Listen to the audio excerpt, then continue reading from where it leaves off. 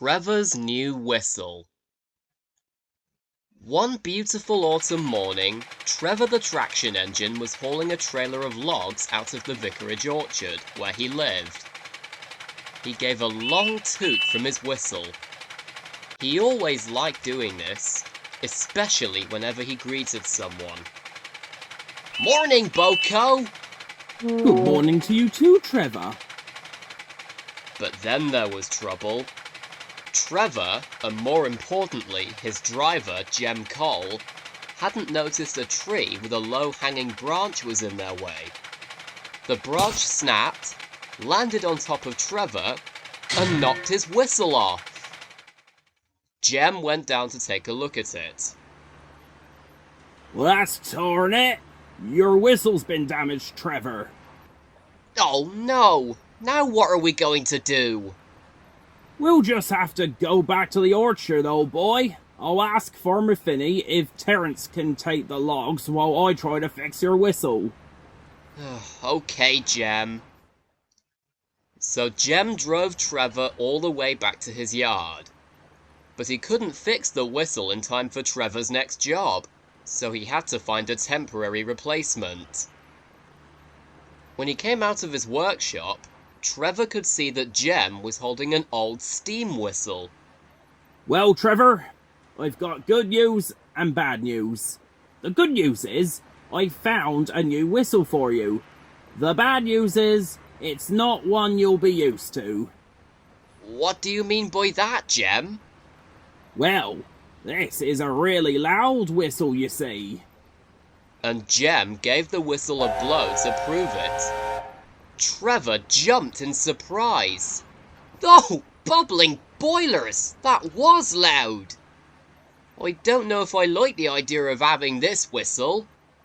I know you're not used to it, Trevor, but I'm afraid that until I can fix your old whistle, this one will have to do. Ugh, if you say so, Jem. But the more Trevor blew his new whistle, the more he seemed to get teased about it. With no doubt, Diesel gave him the worst of it. Heh, talk about a loud whistle, eh, Trevor? That new one you have makes you sound like a really loud steam engine. Trevor was very upset.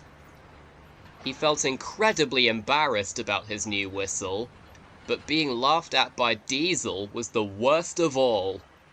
Some engines, however, showed sympathy for him, and that's exactly what Edward and Bertie tried to do later on the next day. Don't feel too bad, Trevor. It's not your fault the branch knocked your old whistle off. I know, Edward, but this new whistle just makes me feel insecure. I can't really explain why. Not to mention, it's really loud. Too loud for my liking. Well, look on the bright side, Trevor. At least everyone will be able to know when you're coming. I built like a really fast steam engine. Yes, he does have a point, Trevor. Just give it a bit of time. You'll surely get used to it after a while. But Trevor wasn't so sure.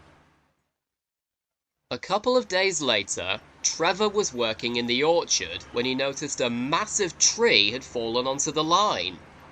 This had quite clearly happened in the storm from the night before, which he was clearing wreckage from. Oh no! We might have to have that part of the line closed for the time being if that tree's fallen over. Quite right, Trevor. I'd better go and call the Fat Controller. But before Jem could do that, they both heard a loud whistle in the distance. It was Spencer! As to be expected, he was going very fast, and with the tree in his way, he might not be able to stop in time. Oh no! Spencer is going to hit the tree if he doesn't slow down! Wait a minute. Yes, of course! And Trevor took a big puff and blew his new whistle as loudly as he could. When Spencer heard it, he at first thought that Trevor was just showing off, but then he noticed the tree. Oh, glory! Brakes, driver! So Spencer's driver applied the brakes and the sleek silver engine stopped just a few inches away from the tree. Trevor heaved a sigh of relief. Well done, old boy. That was very quick thinking on your part. Thanks, Jem. A few moments later, Edward arrived with Harvey and Rocky to help clear the tree off the line. Well, this tree is certainly going to take a while to cut up. Let's just say that. Don't worry, Harvey. Nothing a trip to the sawmill can't take care of. Quite right, Rocky. The Fat Controller was with them too, and Jem told him how heroic Trevor had been.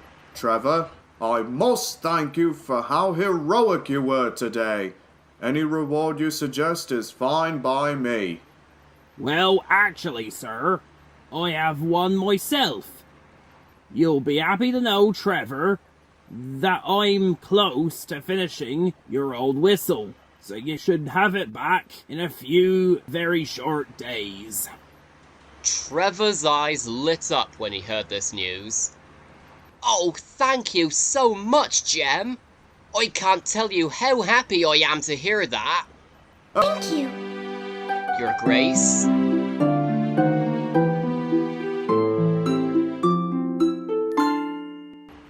Oh, thank you. Well, I couldn't have thought of a better reward myself, Jem. Well, look at that, Trevor. That new whistle of yours must really be useful. Oh, indeed. Spencer probably would have crashed straight into the tree without it. You see, Trevor? Bertie and I told you your new whistle would come in handy one day. Thanks, Edward. Maybe this new whistle isn't so bad after all. But then, Diesel rolled by.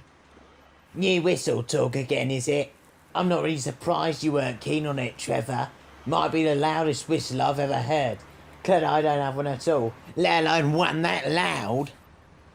Just as Diesel said that, Trevor gave a loud blast of his whistle.